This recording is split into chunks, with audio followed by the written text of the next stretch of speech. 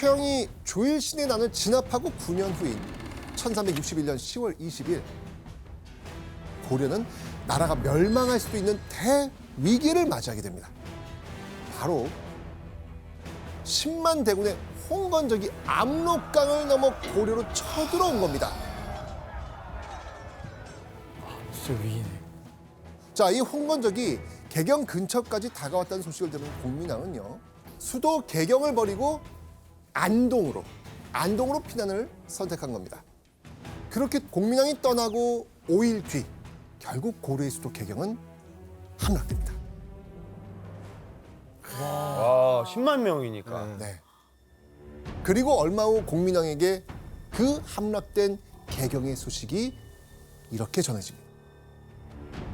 수개월 동안 진을 치고 머물면서 남녀 백성들을 죽여 구워 먹거나 임신부의 유방을 구워 먹는 등 온갖 잔악한 짓을 자행하였다. 아니 어떻게 저렇게 할 수가 있어요? 그러니까 저거를 들은 또 공민왕은 얼마나 또 가슴 아프겠어요. 자기는 피난 슬프지. 갔는데. 그렇죠. 자, 바로 이렇게 고려가 무너져 가고 있는 이때 두 영웅이 등장을 합니다. 누구겠습니까? 최영. 이성계. 이성계. 오늘의 주인공인 두 인물, 최영과 이성계가 함께 전쟁터로 나선 겁니다. 바로 이 전투가 역사에 기록된 최영과 이성계가 협력한 공식적인 첫 전투였던 겁니다. 교수님, 그 이성계는 어떻게 이 전투에 참여할 수 있었어요? 예, 사실은 이제 홍건적의 난이 일어나기 5년 전이었던 1356년에 이 공민왕이 그 단원 개혁을 시작을 했거든요. 그러면서 목표 중에 하나가 쌍성 총감부를 탈환하는 거였는데요. 그 지역에 자리 잡고 있던 이성계 아버지 이자춘이 원나라를 배신하고 고려 쪽으로 넘어오게 되거든요. 이후에 이자춘이 동북명 병마사사가 됐거든요. 그렇기 때문에 이 개경 탈환 작전에 자연스럽게 동북면은 요청을 했을 것이고 이성계는 그 요청에 따라서 탈환 작전에 참여를 하게 됐다고 볼 수 있습니다. 그리고 1362년 1월 18일 동틀 무렵 최영과 이성계를 비롯한 고려군은요 20만 명의 군대를 나눠 사방에서 개경을 포위해 들어갑니다. 자, 그리고 이때 가장 먼저 적진을 향해 돌진한 사람이 있습니다. 그리고 이 소리가 막 들려온 거예요.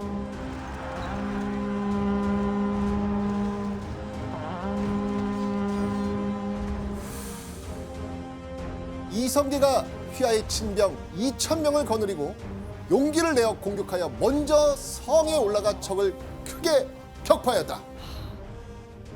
자, 동현 씨 기억나십니까? 이성계 곁에 누가 있습니까? 저기 그 부는 사람들 저기 가별초? 오, 야, 예, 처음에 옛날에 했었잖아요. 예, 부는 거, 예, 맞아. 맞습니다. 이성계가 가별초 2,000여 명을 이끌고 선두에서 싸운 겁니다. 와, 이 이성계의 이 용감한 모습에 고려군의 기세는요 하늘을 찌를 듯 높아집니다. 와, 대단하다. 그러니까요. 이거 인정해줘야 돼. 그러니까. 인정하죠. 최영은 그 기세를 몰아서요 바로 진격합니다. 고려군은 이날 약 10만 명의 홍건적의 머리를 베고 전투에서 당당히 승리합니다.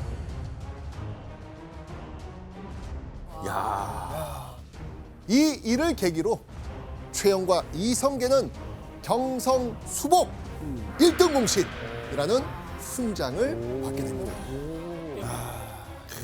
이광 씨, 최영은 이렇게 젊은 그 이성계의 이 모습을 보고 어떤 생각을 가졌을까요? 아주 뿌듯했을 것 같아요. 왜냐하면 그 고려에는 항상 북에서 쳐들어오는 적들, 남에서 쳐들어오는 왜구들 이걸 항상 최영 장군이 혼자서 다 했잖아요. 하나 천군만마를 얻은 협력자가 생긴 거예요. 그리고 나이도 거의 19살 차이 나니까 야, 얘가 이제 앞으로 나를 뒤을 인재다. 얼마나 듬직한 내 아들같이 느껴지겠어. 왜냐면 저게 그 2,000명을 데리고 용기 내서 들어갔다는 거는 이게 젊으면 또 패기거든요. 그렇죠. 그냥 들어가는 거거든 일단은 격파하려고. 선두에서. 나다시도 그럴 수 있죠? 저는 이제 최영 먼저 이렇게. 여기 20만 중에 제일 뒤쪽에서 1998명째 제가 이제 그때 먼저 보내는 거죠, 최영을. 그런데 공민왕은요 곧바로 개경성으로 돌아올 수가 없었습니다. 왜요? 왜 그랬을까요? 이미 다시 가져왔는데. 이게 다 너무 폐허가 됐나? 그렇죠. 쓸 곳이 없었구나. 그렇죠, 맞습니다. 진정비해야지. 3개월 동안 있었는데. 맞습니다. 그러니까 홍건적의 침략으로 개경성이 모조리 불타버렸거든요. 결국 공민왕은요, 그 개경 근처 흥왕사라는 절로 거처를 옮겨야 했습니다. 그런데 1363년 윤 3월 1일 새벽 4시 공민왕이 머물고 있던 흥왕사에서 끔찍한 비명 소리가 울려 퍼지기 시작합니다. 문지기들은 속수무책으로 쓰러졌고요. 곧 50여 명의 괴한이 절 안으로 들이닥칩니다. 괴한들의 목표 오직 하나, 바로 고려의 왕 공민왕을 시해하는 거였습니다.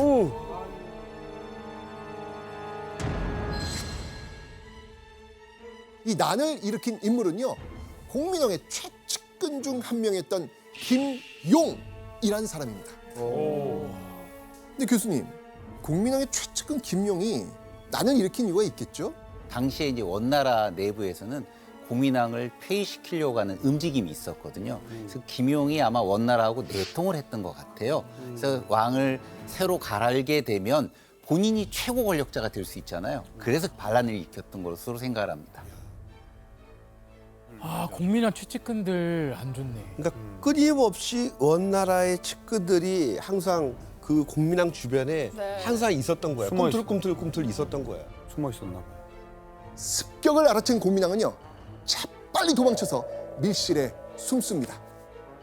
그리고 이때 공민왕의 아내 노국공주가 공민왕이 있는 밀실 앞을 지키면서 꼼짝도 하지 않습니다. 자, 이 반란군 과연 노국공주를 뵐 수 있었을까요? 못 빼죠. 아유, 절대 못 빼죠. 큰일 나죠. 네. 원나라 공주 출신의 노국공주를 함부로 건드릴 수는 없었습니다. 그렇게 팽팽하게 대치하고 있는 어떡하지? 자, 그런데 이때 꽝! 하고 문을 부수는 소리와 함께 누군가 등장합니다. 자, 이 남자의 정체 과연 누굴까요?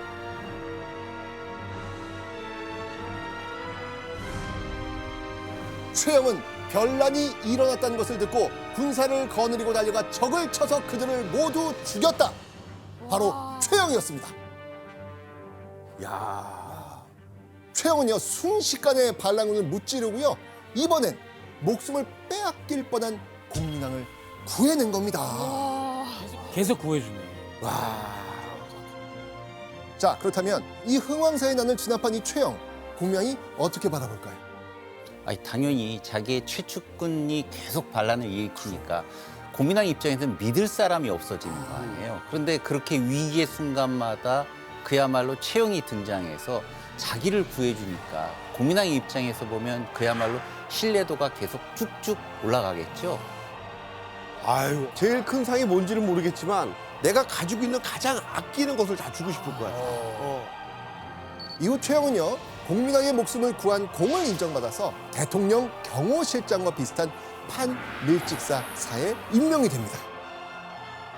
그러니까 최영이 공민왕이 가장 의지할 수 있는 고려 왕실의 검으로 우뚝 선 순간이었던 겁니다.